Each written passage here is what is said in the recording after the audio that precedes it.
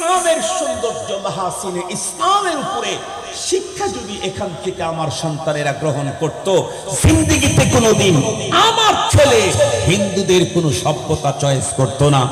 আমার ছেলে হাতের ভিতরে গলার ভিতরে কি জানি আছে, কথা বলেন না কে, ট্যাটু। এই ট্যাটুর দিকে কখনো মুসলিম সন্তান যেত না।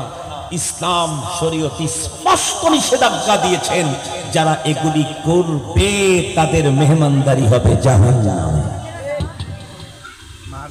আজকে দৌড়াচ্ছে মুসলিম সন্তান বিজাতীয় সভ্যতার দিকে। কেন?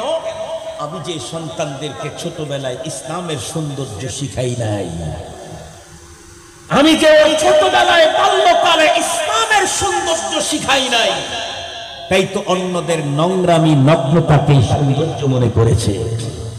এই পথ পেয়ে সে জাহান্নামে যাবে, জাহান্নাম। আমি আমার ছেলেকে কত মোহাব্বত করি, হাড় ভাঙ্গা পরিশ্রম দিয়ে হলেও এই গরমের মৌসুমে ফ্যানে রাত্রে ঘুমাইতে পারে না, ধার করে লোন করে হলেও এসি লাগায় দেয়। কথা বলেন না কেন?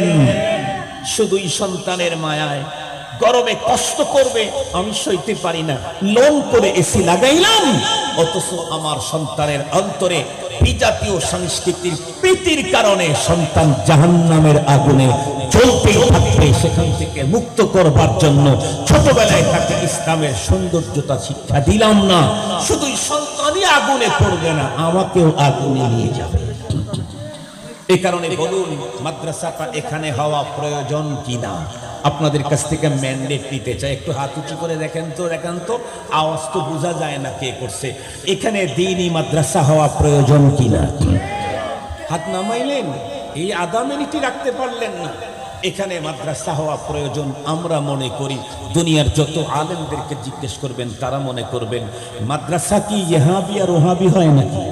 সব ইসলামের মাদ্রাসা। আমাদের ছোটখাটো সংস্কৃতিতে আমলের ভিতরে কিছু ভিন্নতা, হাত নামান, কষ্ট পাচ্ছেন, এই ভিন্নতা থাকতে পারে।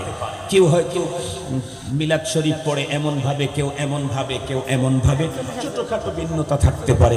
কিন্তু কোরআন ছাড়া তো আমার কোনো উপায়, কথা বলেন না কেন? ইহাবি হোক আর ওহাবি হোক, ইহাবি ওহাবি বুঝছেন তো আপনারা, ওহাবি আর সুন্নি, ওহাবি হোক আর সুন্নি হোক, কোরআন শরীফ ছাড়া তো কেউ নাই। এই কথাটা স্বীকার করতেছেন না কেন? ওয়াহাবি কি কোরআন ছাড়া? সুন্নি কি কোরআন ছাড়া? কোরআন বাদ দিয়া ওয়াহাবিও হয় না, সুন্নিও হয় না। মুহতারাম হাজিরিন, আর এখানে যে প্রতিষ্ঠানটা হবে সেই প্রতিষ্ঠান তো কোরআনের প্রতিষ্ঠান। তাইলে এখানে তো ইহাবি আর ওয়াহাবি থাকার কোনো সুযোগ বলেন তো দেখি। আমাদের দেশে মুসলমান শতকরা 90% ধরে নেন, আর 10% অন্যগুলা আছে। এদেশে শুধু মুসলমানেরাই অক্সিজেন নেয়, আর হিন্দুরা অন্য কিছু দিয়ে বেঁচে থাকে। আর যদি বলেন অক্সিজেন সবার জন্য দরকার, হিন্দু হোক, বৌদ্ধ হোক, চালাল হোক আর মগ হোক, আস্তিক হোক আর নাস্তিক হোক, ইহাবি ওহাবি যাই হোক, অক্সিজেন ছাড়া বাঁচার কোনো কায়দা।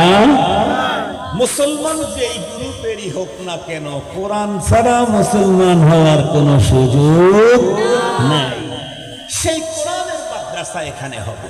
আমরা ইনশাআল্লাহ যার যার জায়গা থেকে সহযোগিতা করব, ইনশাআল্লাহ ওয়াদা দেব আল্লাহর কাছে। আমি সিরাজগঞ্জ বাড়ি, আপনাদের এই মাদ্রাসার জন্য আমার সহযোগিতা, শুধু উপস্থিত হয়ে ওয়াজ করে না, আমি ইনশাআল্লাহ এখানে আর্থিক তাআবুন করব, টাকাও দেবে, 2 টাকা হলে এক বস্তা সিমেন্ট হলে ইনশাআল্লাহ আমি ওসমান ভাইকে বলবো, কাজ যখন শুরু করে আমাকে জানাবে।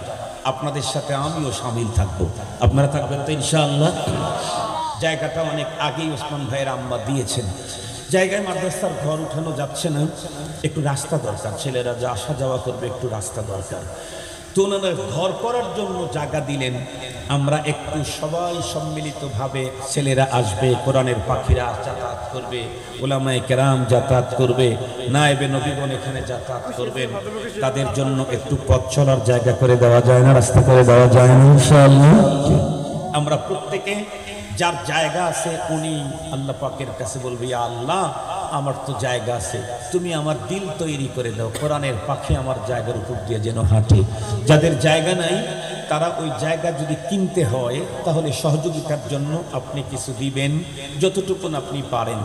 যদি সহযোগিতা করার সুযোগ নাই, 5 ওয়াক্ত সালাতের পরে 40 দিন পর্যন্ত যদি কন্টিনিউ দোয়া করেন, আল্লাহ এখানে কোরআনের মাদ্রাসা হবে, একটু তালিবুল ইলমদের আসা যাওয়ার পথের জন্য তুমি একটু ব্যবস্থা করে দাও, আমার দৃঢ় বিশ্বাস আহতাসিবু আলাল্লাহ 40 দিন পর্যন্ত কন্টিনিউ 5 ওয়াক্ত নামাজের পরে যদি দোয়া করেন, দেখবেন 2-1 মাসের মধ্যে জাগার ব্যবস্থা আল্লাহ তাআলা করে দিবেন। আমার দৃঢ় বিশ্বাস। আমরা দেখতে চাই আগামী বছরের মাহফিলের আগে মাদ্রাসা পর্যন্ত ছেলেদের, ছাত্রদের, কোরআনের পাখিদের, আলেমদের আসা যাওয়ার রাস্তা আল্লাহ তাআলা করে দিয়েছেন। এজন্য আমরা আল্লাহ পাকের কাছে প্রাণ খুলে দোয়া করব ইনশাআল্লাহ। আল্লাহর মেহেরবানিতে যদি রাস্তাটাও হয়ে যায়, জায়গা তো আছেই, ঘর উঠলেই কোরআন শরীফের তেলাওয়াত শুরু হবে। কোরআন শরীফের তেলাওয়াত হলে কি হয়? ডাইরেক্ট আল্লাহর আরশ থেকে নূর নাজিল হতে থাকে। আপনি আপনার ঘরে তেলাওয়াত করেন, আপনার ঘরে নূর নাজিল হবে। আপনি আপনার দোকানে কোরআন তেলাওয়াত করেন, আল্লাহর আরশ থেকে ডাইরেক্ট নূর নাজিল হবে, ডাইরেক্ট। স্পেনের অনেক ঘটনা আছে। স্পেনের আমাদের ঢাকা ইউনিভার্সিটি ইসলামিক স্টাডিজ গ্রুপের চেয়ারম্যান ছিলেন আল্লামা ডক্টর মৌলানা ইসহাক সাহেব রহমাতুল্লাহি আলাইহি, যারা অনেক আগের ছাত্র। এই যে এলজিডি আছে না, এলজিডি ফাউন্ডার চিফ ইঞ্জিনিয়ার ছিলেন কামরুল ইসলাম সিদ্দিকী। উনি ওনার ছাত্র ছিলেন। উনি 5টা মহাদেশ সফর করেছেন দাওয়াত তাবলীগের নিসবতে। উনি এক দেশে যাওয়ার পরে সেই দেশের কারগুজারি শুনেছিলেন। মানে ম্যাক্সিমাম হলো অন্য ধর্মের মানুষের বাড়িঘর, একটা জায়গায় নর্মাল জীর্ণ শীর্ণ একজন মুসলিমের বাড়ি। ওইখান দিয়ে যাইতে একজন ইহুদি কন্টিনিউ 24 ঘন্টায় 2 বার আসমান থেকে ওই বাড়ি পর্যন্ত একটা লাইটিং দেখে। আসমান থেকে ওই বাড়ি পর্যন্ত লাইট। অনেকদিন দেখার পরে একদিন বাড়িওয়ালাকে জিজ্ঞেস করছে, ভাই এই টাইমে আপনি কি করেন? ও লাইটিং দেখি যে। উনি বলেন, আমার তো কোনো লাইট জ্বালাই না। পরে খোঁজখাজ নিয়ে দেখা গেছে ওই টাইমটায় ফ্যামিলির সকল সদস্য মিলে আল্লাহর কোরআন তেলাওয়াত করে। আল্লাহ পাকের আরশ থেকে আল্লাহ তাআলার নূর ওই বাড়ির উপরে নাজিল করে দেয়। এই মেসেজ যখন ইহুদিকে জানাইছে, ইহুদি সাথে সাথে কালিমা পড়ে মুসলমান হয়ে গেছে। এজন্য কোরআন শরীফ পড়া যদি শুদ্ধ হয়, নিশ্চিত সেখানে আল্লাহর আরশ থেকে কোরআন নূর নাজিল হবে। আমার ঘরে, আমার জায়গায়, আমার মহল্লাতে কোরআন যদি আল্লাহর আরশ থেকে নূর আসে, আমি কি বরকতময়? আমি কি লাভবান না বঞ্চিত? আমি কি ক্ষতিগ্রস্ত? কখনোই না। এজন্য আজকের এই মাহফিলে আপনাদের কাছে আগামী বছরের আগে আগে রাস্তা এবং মাদ্রাসা ঘর আমরা দেখতে চাই। আল্লাহ যেন কবুল করে নেন। আপনার তেমন কিছু করা লাগবে না। আপনি মনে করেন না যে আপনার 10 লাখ টাকা এখানে দিতে হবে। আপনি দোয়া করতে থাকেন, দোয়া করতে থাকেন। কুল আসমান জমিন রবের, সেই রব 20 লাখ টাকা দিয়ে একটা ঘর করে দিতে থাকে। যার কোন বললে আসমান হয় জমিন হয়, সে রবের ঘর উঠায় দিবেন, কোনো বিষয় না।